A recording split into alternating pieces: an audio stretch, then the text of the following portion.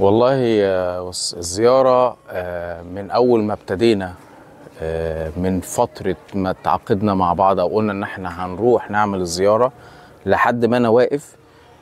أنا شايف إن الزيارة منظمة، بمعنى إن الناس كير بيك، الناس مهتمة، في مصداقية في الكلام. وأنا أتمنى يكون الموضوع ده لحد ما نستلم أراضينا. سيوة من ناحية سيوة جميلة جدا، مريحة جدا، هادية، طباع الناس فيها هادية، ما تقلقكش يعني، ما تبقاش حاسس بقلق. الأرض، المزرعة ما شاء الله كويسة، النموذجية، نتمنى نشوف مزارعنا زيها، ونتمنى نستلم بنفس الكفاءة دي. ويكون في من ناحية الشركة مبادرة بالطمأنينة، إن احنا نكون حاسين من قبل ما نسأل الإجابة عندنا.